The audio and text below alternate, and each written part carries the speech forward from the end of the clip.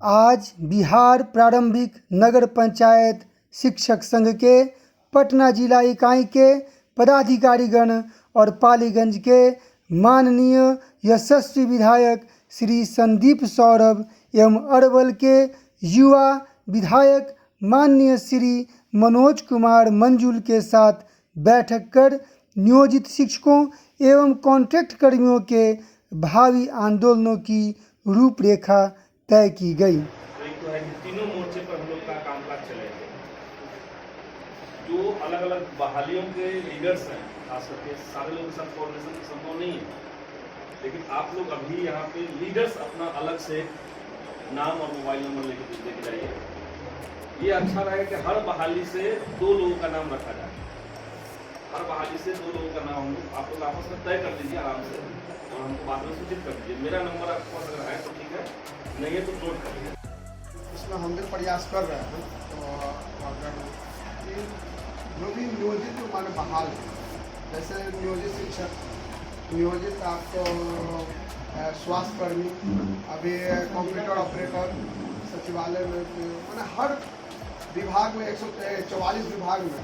तो मेरा ये एक सुझाव है कि आप एक दिन ऐसा टाइम दें और हम लोग उन सभी को माने जो कर्मचारी या जो पदाधिकारी हैं उनके साथ बैठे और बैठ के फिर एक समन्वयक बनाए, और उसके बाद एक बड़े माने हम लोग आंदोलन का आगाज कर सके। अगर 2000 हमारे जो 20 में हमारी जो हड़ताल फ्लॉप हुई, उसमें हम लोग कई पर कार्रवाई हुई, जेल तक का यात्रा हुआ, तो इसका एक मुख्य कारण ये था कि हम लोग सिर्फ शिक्षक हड़ताल पर थे। ब्लॉक तो खुला था, स्वास्थ्य विभाग तो खुला था।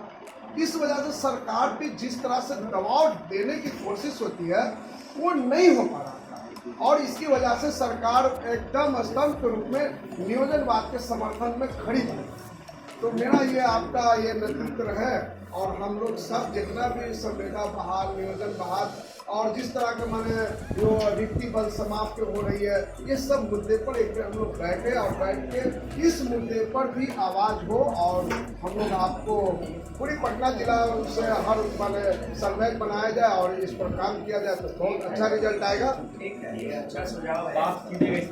एक बड़ा सवाल हो गया है कि बिहार के अंदर या देश के अंदर कहीं भी लोकतंत्र बचेगा कि नहीं।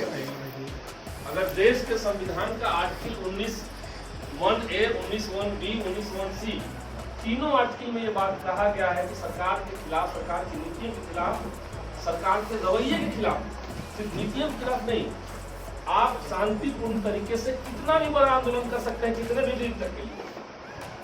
लेकिन बिहार के अंदर हो रहा है कि जो छात्र अलॉटेड जगह पे, जहाँ पे सरकार ने अलॉट किया हुआ है गर्दनी बाग में, वहां भी आंदोलन कर रहे हैं तो लाठियां चल जा रही है।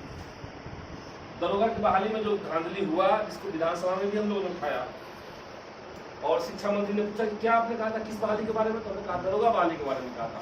अच्छा ठीक है, देखते हैं ये कहा उन्होंने, देखते हैं कि मतलब कुछ हुआ नहीं उसको फाइनली, हम पूछे भी कुछ देखे कि नहीं देखे, ठीक है आप टेंशन मत लीजिए, ये चल रहा है।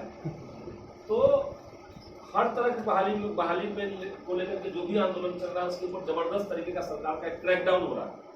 लाठीचार्ज, गिरफ्तारी, जैसे दिलीप कुमार नाम का एक लड़के को गिरफ्तार किया गया दरोगा बहाली को लेकर के जो आंदोलन चल रहा था। सरकार को संभव ये लग रहा है कि एक एक पॉकेट में जो लोग हैं उनको, उनकी बात आप मत सुनिए, कोई दिक्कत नहीं, ये मैसेज सब जगह तो जा नहीं रहा। दरोगा बहाली को जितना लाठी चला दीजिए कोई पूछने वाला नहीं है, क्योंकि टीचर वालों को थोड़ी ना पता चलेगा कि दरोगा बहाली पे लाठी चल चुका है। टीचर बहाली का जब लोग आएंगे तो उसको लगेगा कि इसको थोड़ी ना सांख्यिकी वाले को पता है। तो एक ओवरऑल परसेप्शन जनता के भीतर जाएगा।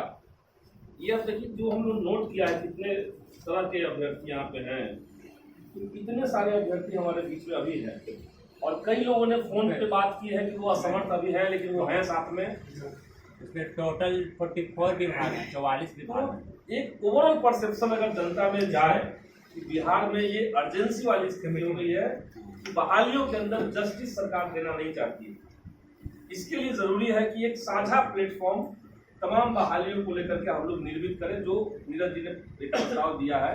हमें लगता है कि वो इसलिए जरूरी है कि एक ओवरऑल मेन स्ट्रीम का ये सवाल कैसे बन जाए, सिर्फ छात्र युवाओं का सवाल न रहे। आपको क्या लग रहा है कि जो नौजवानों के रोजगार का मुद्दा सिर्फ युवाओं का सवाल है? उन युवाओं के माँ बाप जो है, परिवार के बाकी लोग जो उनके राह देख रहे हैं कि इनका नौकरी हो जाए, उनका भी तो ये सवाल है। उनके सगे संबंधी जो बैठे हुए हैं, आसपास के जो लोग हैं, उनका भी तो उम्मीद बना हुआ है। कितना अच्छा पढ़ने वाला लड़का था, बहाली में गया और अभी तक रिजल्ट ही नहीं आया, या बहाली लटकाए हुए। तो ये ओवरऑल मेन स्ट्रीम का सवाल, बिहार की राजनीति के मुख्य धारा का सवाल कैसे बने। जैसे रोजगार का मुद्दा जो था, वो सिर्फ नौजवानों के लिए रोजगार का मुद्दा नहीं था बिहार के विधानसभा चुनाव में, वो चुनाव का मुख्य मुद्दा बना, मुख्य धारा का वो सवाल बना। मुख्य धारा का सवाल अब तक क्या होता था राजनीति के अंदर, कि हम आएंगे तो साइकिल दे देंगे, हम आएंगे तो ये दे देंगे, हम आएंगे तो वो दे देंगे, हम अभी साड़ी बांटते रहे, अभी धोती बांटते रहे, पैसा बांटते रहे, दारू बांटते रहे। ये सब सवाल हट करके रोजगार कैसे मिलेगा नौजवानों को, ये बिहार का मेन स्ट्रीम सवाल बना। इसलिए बना क्योंकि टुकड़ों में आंदोलन बिहार के अंदर लंबे समय से चलता रहा। अब उस परसेप्शन, वो थोड़ा परसेप्शन अब धुंधला पड़ रहा है। सरकार आ गई, एक जो झंझावात बिहार के माहौल में था, राजनीतिक परिदृश्य में एक जो झंझावात था, अब लोग लग रहा है कि जिसका मनपसंद सरकार है उसको लग रहा है कि अब क्या करना, और जिनके जो लोग चाहते थे कि दूसरी सरकार बने, उनको लग रहा है कि अब तो गया हाथ से, अब क्या करें। सब निराश हताश बैठे हुए हैं और एक एक पॉकेट के लोगों को सरकार टारगेट करके उनको किनारे करते जा रही है। स्टूडेंट्स डिमोरलाइज हो रहे हैं। अभी तक इंडिया का जो नाम था पूरे देश में, मतलब इंडिया के अंदर जो चीजें चल रही थी पूरी दुनिया में, कि सबसे ज्यादा फार्मर सुसाइड कहीं दुनिया में हो रहा है तो इंडिया के अंदर हो रहा है, किसान आत्महत्या का मामला। लेकिन 2018 के बाद आप देखिए कि किसान आत्महत्या और नौजवान आत्महत्या, तो युवाओं का आत्महत्या का दर बहुत तेज हो चुका है। कई सारे कारण उसके, बहालियों का नहीं आना, ये जो निजीकरण चल रहा है, ठेका प्रथा जो चल रहा है, नियोजन जो चल रहा है, इसके चलते एक जबरदस्त हताशा और कॉन्फिडेंस की कमी नौजवानों के भीतर आई है। डिमोरलाइज फील करना, हम कुछ बोलेंगे तो निकाल दिए जाएंगे, ये भी एक सेंस इसमें होता है। तो ये जो सेंस जनरेट हुआ है, फोटो खींच लेने पे यहाँ तक हम लोग आंदोलन करते हैं ना, देख तुम्हारा फोटो आ जाएगा, तुमको निकाल दिया जाएगा। ये जो चल रहा है, आप समझिए कि इसके चलते काफी बड़ी तादाद में नौजवानों का जो है वो आत्महत्या हो रहा है। और सिर्फ ये नहीं, जो गवर्नमेंट ने एजुकेशन लोन को प्रोवाइड किया, पहले एजुकेशन को महंगा किया, महंगा करने के बाद कहा कि लोन लेकर के पढ़िए, और जो लोग लोन लेकर पढ़ाई कर ले रहा है, पढ़ाई के बाद वो लोन चुकाएगा कैसे? लोन चुकाने के लिए इसके पास कुछ नहीं है, रोजगार है नहीं, बहाली हो नहीं रही है। आईआईटी से जो लोग पढ़ रहे हैं, इंजीनियरिंग के बीटेक जो आईआईटी से कर रहे हैं, आईआईटी दिल्ली टॉप आईआईटी, वहाँ के 70% स्टूडेंट्स जो आज के डेट में हैं वो अनएम्प्लॉयमेंट के शिकार है। 70%। सो आईआईटी का मतलब हम लोग क्या समझते हैं? जब तक टॉप लेवल की आईआईटी का मतलब दुनिया बदल गया आपका, लेकिन आईआईटी से पढ़ करके लोगों को जॉब नहीं मिल रहा है, क्योंकि जबरदस्त तरीके से प्राइवेटाइजेशन चल रहा है देश के अंदर। जबरदस्त तरीके से गलत पॉलिसी, गलत इकोनॉमिक पॉलिसी के चलते प्राइवेट सेक्टर के अंदर भी छटैया चल रही है लगातार। सिर्फ आईटी सेक्टर में प्रति वर्ष 2 लाख लोगों का नौकरी कटौती हो रहा, मतलब नया देने का बात छोड़ दीजिए, जो पहले से नौकरी थी उन नौकरियों को भी 2-2 लाख हर साल कटौती किया जा रहा, और वर्ल्ड के सबसे टॉप आईटी सेक्टर्स जो हैं वो नुकसान में जा रहे हैं इंडिया के अंदर। तो ये तो 6 साल के अंदर हुआ, हिंदुस्तान के अंदर 6 साल के अंदर हुआ, और बिहार भी इससे अछूता नहीं रहा। तो इसलिए हम कह रहे हैं कि एक जनरल परसेप्शन में चीजों को ले जाना, ताकि जनता के बीच एक संदेश चला जाए कि ये जो गवर्नमेंट है, ये एजुकेशन और एम्प्लॉयमेंट, जब हम एजुकेशन कर रहे हैं तो हायर एजुकेशन की हम फिलहाल बात कर रहे हैं। प्राइमरी एजुकेशन के साथ क्या संकट है वो एक अलग बात है, लेकिन हायर एजुकेशन में जो सरकार कह रही है कि हम अब अवसर नहीं देंगे, अवसर मुहैया नहीं करवाएंगे। आप लोग कोविड के पहले का प्रधानमंत्री का एक स्पीच अगर सुने होंगे आप लोग, जब जापान में जाकर के एक समिट को संबोधित कर रहे थे, दुनिया भर के कॉर्पोरेट्स जिसमें थे, बड़े बड़े पूंजीपति उद्योग घराने के लोग उसमें मीटिंग में बैठे हुए थे, वहां मोदी जी ने जो भाषण में कहा कि हमारे यहाँ आइए, बिजनेस कीजिए, हम दुनिया का सबसे सस्ता मजदूर आपको मुहैया करवाएंगे। तो दुनिया का सबसे सस्ता मजदूर का मतलब क्या है? हम लोग तो अब तक समझते थे कि लैटिन अमेरिकी जो देश हैं, जो अफ्रीका के देश है, वहां पे मतलब आज भी टॉफी पे लोग काम करवा लेते हैं, एक टॉफी दिए उससे दिन भर काम करवा लेते हैं। अब मोदी जी ने कह दिया, जुमला ही कहा हुआ है, जैसे भी कहा हो, लेकिन ये कहा है कि सस्ता मजदूर आपको देंगे। तो सस्ता पूरे जमात को, पूरे भीड़ को चाहिए कि सरकार जो है यूथ को सस्ता मजदूर बनने के लिए बाध्य करना चाहती है।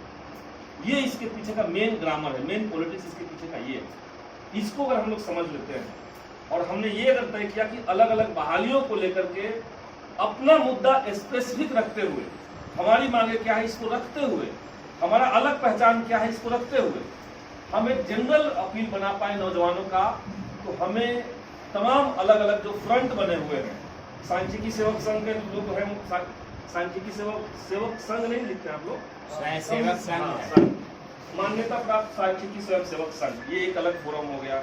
ऐसे ही आप लोगों ने जितना दिया सबका अलग अलग फोरम है। नगर प्रारंभिक शिक्षक संघ, सबका अलग अलग सवाल है। लेकिन ये सवाल में एक जो कॉमन चीज है वो है सरकार का रवैया। बहालियों में न्याय और पारदर्शिता, ये जो दो चीजें होनी चाहिए। एक एक कैंडिडेट के साथ न्याय हो और पारदर्शिता हो। ये जो लैग कर रहा है गवर्नमेंट, जिसके ऊपर सरकार ने एकदम शिकंजा कस दिया कि ये नहीं होने देंगे। पेपर लीक मतलब हुआ कि आप न्याय नहीं दे रहे हैं बच्चों को, और पारदर्शिता का मतलब आप कोई कट ऑफ जारी नहीं कर रहे हैं, मॉडल आंसर की जारी नहीं कर रहे हैं। दरोगा की बहाली में जो हुआ, तो ये जो संकट है, दरोगा की बहाली के स्कूल यहाँ पे तो नहीं है, अधिकांश लोग बिहार पुलिस की बहाली में भी गए हुए। उनसे मेरी बात हुई तो वो लोग इसमें है। तो इसलिए हम कह रहे हैं कि एक साझा मंच हम लोग को बनाने की जरूरत है। एक बात तो ये जो अभी नीरज जी ने कहा। दूसरी बात है कि इसको लेकर के अगर एक छोटी पुस्तिका हम लोग लाएं, छोटी पुस्तिका, तो हमें लग रहा है कि उसका असर हो सकता है और वो मास लेवल पे बिहार के अंदर सर्कुलेट हो तो वो बहुत बढ़िया है।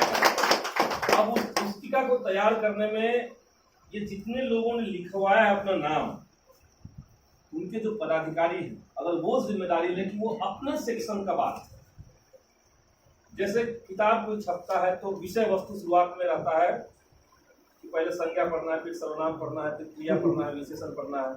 वैसे हम लोग हेडिंग बनाएंगे कि पहले शिक्षक बहाली का बात, फिर ये बहाली, वो बहाली, सब बहाली का एक सीरीज रहेगा शुरुआत में, और सब पे 1.5 2 पद पढ़ने का एक आर्टिकल रहेगा।